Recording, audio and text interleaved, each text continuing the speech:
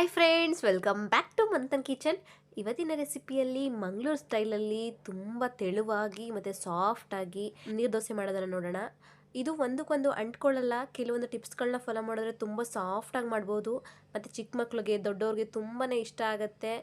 ಮತ್ತು ಒಬ್ಬೊಬ್ಬರು ಮಾಡಿರ್ತಾರೆ, ನಮ್ಗೆ ಅದು ಚೆನ್ನಾಗಿ ಬರಲ್ಲ, ನೀರು ದೋಸೆ ನಮ್ಮ ಕಡೆ ಅಂತ ಆಗಲ್ಲ, ಮಂಗಳೂರು ಕಡೆಯವ್ರು ಮಾತ್ರ ಚೆನ್ನಾಗಿ ಮಾಡ್ತಾರೆ ಅಂತ ಹೇಳ್ತಾರೆ. ಆದರೆ ಕೆಲವು ಟಿಪ್ಸ್ಗಳನ್ನ ಫಾಲೋ ಮಾಡಿದ್ರೆ ನಾವು ಕೂಡ ಪರ್ಫೆಕ್ಟಾಗಿ ಮಂಗಳೂರು ದೋಸೆನ ಮಾಡ್ಬೋದು. ಬನ್ನಿ ತಡ ಮಾಡಿದೆ ರೆಸಿಪಿ ಶುರು ಮಾಡೋಣ. ನಮ್ಮ ಚಾನಲ್ ಮಂಥನ್ ಕಿಚನ್ನ ಇನ್ನೂ ಯಾರು ಸಬ್ಸ್ಕ್ರೈಬ್ ಮಾಡ್ಕೊಂಡಿಲ್ಲ, ಪ್ಲೀಸ್ ಸಬ್ಸ್ಕ್ರೈಬ್ ಮಾಡ್ಕೊಳ್ಳಿ. ಮತ್ತು ಪಕ್ಕದಲ್ಲಿರುವಂತಹ ಬೆಲ್ ಬಟನ್ ಕೂಡ ಪ್ರೆಸ್ ಮಾಡಿ. ನೀರು ದೋಸೆನ ಮಾಡೋದಕ್ಕೆ ನೋಡಿ, ನಾನು ರೇಷನ್ ಅಕ್ಕಿನ 2 ಗಂಟೆಗಳ ಕಾಲ ನೆನೆಸಿ ತಗೊಂಡಿರೋ ಅಂಥದ್ದು. ನೀರು ದೋಸೆ ಮಾಡೋದಕ್ಕೆ ಫಸ್ಟ್ ಪಾಯಿಂಟ್ ಅಂತ ಹೇಳಿದ್ರೆ, ನೀರು ದೋಸೆ ಅಕ್ಕಿ ನಾವು ಏನು ನೆನೆಸ್ತೀವಿ ಅದನ್ನು ಜಾಸ್ತಿ ಅಂದರೆ 4 ಅವರ್ಕಿಂತ ಜಾಸ್ತಿ ನೆನೆಸಬಾರ್ದು. ನೀವು ಜಾಸ್ತಿ ನೆನೆಸಿದ್ರೆ ತವಾಗೆ ಅಂಟ್ಕೊಳ್ಳುತ್ತೆ, ಮತ್ತು ಅದನ್ನು ನಾವು ತಗೋಬೇಕಾದ್ರೆ ಕಟ್ಟಾಗುತ್ತೆ, ಮೇಲ್ಗಡೆ ಎತ್ಕೊಳ್ಳೋಕ್ಕೆಲ್ಲ ಕಷ್ಟ ಅಂತ ಅನಿಸುತ್ತೆ. ಇದನ್ನು ಕಡಿಮೆ 2 ಅವರ್ ನೆನೆಸ್ಬೋದು. 1 ಅವರ್ ಕೂಡ ಕೂಡ ಮಾಡಿದ್ದೀನಿ ನಾನು, ಅದು ಕೂಡ ಚೆನ್ನಾಗೇ ಬರುತ್ತೆ.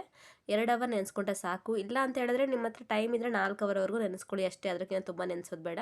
ನೋಡಿ, ಇದನ್ನು ನೀರನ್ನು ಶೋಧಿಸ್ಕೊಂಡು ನಾನು ಒಂದು ಮಿಕ್ಸಿ ಜಾರ್ಗೆ ಸೇರಿಸ್ಕೊತಾ ಇದ್ದೀನಿ. ನೀವು ಇದಕ್ಕೆ ಕಾಯಿ ತುರಿ ಬೇಕಾದರೂ ಹಾಕೋಬೋದು.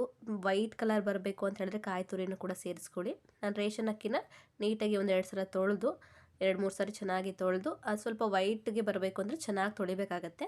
ಚೆನ್ನಾಗಿ ತೊಳೆದು ನಾನು ಮಿಕ್ಸಿ ಜಾರ್ಗೆ ನೀರನ್ನು ಶೋಧಿಸಿ ಸೇರಿಸ್ಕೊತಾ ಇರೋವಂಥದ್ದು. ನೋಡಿ, ಇದನ್ನು ಆದಷ್ಟು ಫುಲ್ ನೈಸ್ಗೆ ರುಬ್ಕೋಬೇಕು. ರುಬ್ಬಿರೋವಂತಹ ಅಕ್ಕಿನ ನಾನು ಒಂದು ಬೌಲ್ಗೆ ಸೇರಿಸ್ಕೊತಾ ಇದ್ದೀನಿ. ಬೌಲ್ಗೆ ಸೇರಿಸ್ಕೊಂಡಿದ್ದಾದಮೇಲೆ ಇದಕ್ಕೆ ಸಾಕಷ್ಟು ನೀರನ್ನು ಸೇರಿಸ್ಕೋಬೇಕಾಗತ್ತೆ. ನೀವು 1 ಕಪ್ ಅಕ್ಕಿ ತೊಗೊಂಡಿದ್ರೆ ಆಲ್ಮೋಸ್ಟ್ 3 ಕಪ್ವರೆಗೂ ನೀರು ಹಿಡಿಸುತ್ತೆ ಇದಕ್ಕೆ. ಅಷ್ಟು ನೀರನ್ನ ಹಾಕೋಬಿಟ್ಟು ಇದನ್ನು ನೀಟಾಗಿ ನೀವು ಕನ್ಸಿಸ್ಟೆನ್ಸಿನ ನೋಡ್ಕೋಬೇಕಾಗತ್ತೆ. ನೀರು ದೋಸೆ ಮಾಡೋದಕ್ಕೆ ಮಾತ್ರ ನೀವು ಸ್ವಲ್ಪ ಗಟ್ಟಿ ಮಜ್ಜಿಗೆ ಮಾಡ್ತೀರಲ್ವಾ, ಆ ಹದದಲ್ಲಿ ಇರಬೇಕಾಗತ್ತೆ. ತುಂಬ ಗಟ್ಟಿಯಾದರೂ ನೀರು ದೋಸೆ ಚೆನ್ನಾಗಾಗಲ್ಲ, ತುಂಬ ತೆಳ್ಳಗಾದರೆ ನೀರು ದೋಸೆ ಹೇಳೋದೇ ಇಲ್ಲ. ಈ ಹದಕ್ಕೆ ಪರ್ಫೆಕ್ಟ್ ಆಗಿದೆ. ಇದಕ್ಕೆ ಇವಾಗ ರುಚಿಗೆ ತಕ್ಕಷ್ಟು ಉಪ್ಪನ್ನ ಹಾಕಿ ನೀಟಾಗಿ ಕಲಿಸ್ಕೊಳ್ಳೋಣ. ನೋಡಿ, ಇವಾಗ ನಾವು ನೀರು ದೋಸೆ ಮಾಡೋದಕ್ಕೆ ಹಿಟ್ಟು ರೆಡಿ ಆಗಿದೆ.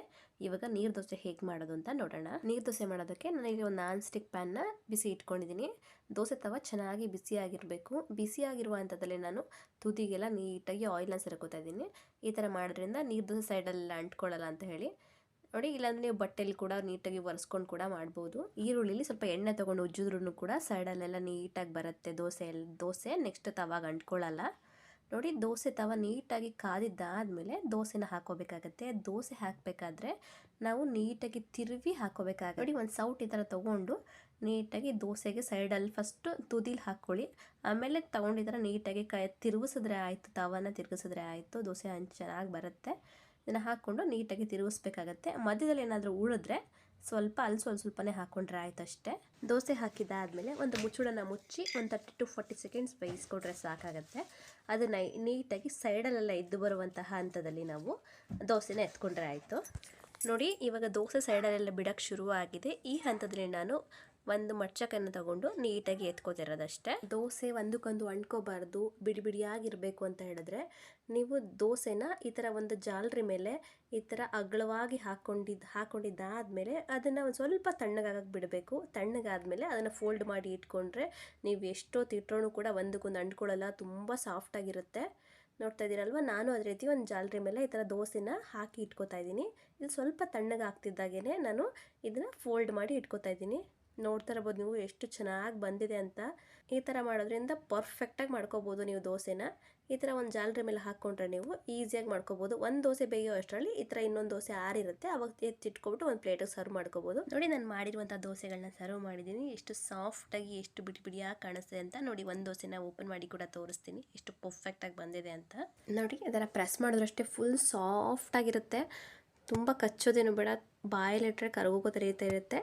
ಈ ವಿಧಾನದಲ್ಲಿ ನೀವು ಒಂದ್ಸಲ ಟ್ರೈ ಮಾಡಿ ಹೇಗೆ ಬಂತು ಅಂತ ನಿಮ್ಮ ಅನಿಸಿಕೆಗಳನ್ನ ಕಮೆಂಟ್ ಬಾಕ್ಸಲ್ಲಿ ತಿಳಿಸಿ. ನೋಡಿ, ಇದನ್ನು ಬಿಡಿಸಿದ್ರೂ ಕೂಡ ಅಷ್ಟೇ ಒಂಚೂರು ಅಂಟ್ಕೊಳ್ಳಲ್ಲ. ಈ ಥರ ಪ್ರೆಸ್ ಮಾಡಿದ್ರೂ ಕೂಡ ಒಂಚೂರು ಅಂಟ್ಕೊಳ್ಳಲ್ಲ, ಪರ್ಫೆಕ್ಟಾಗಿ ಬರುತ್ತೆ. ಈ ವಿಡಿಯೋ ನಿಮಗೆ ಇಷ್ಟ ಆದರೆ ಲೈಕ್ ಮಾಡಿ, ಶೇರ್ ಮಾಡಿ, ಪ್ಲೀಸ್ ಸಬ್ಸ್ಕ್ರೈಬ್ ಮಾಡ್ಕೊಳ್ಳಿ ಮಂಥನ್ ಕಿಚನ್ಗೆ. Thank you. Happy cooking.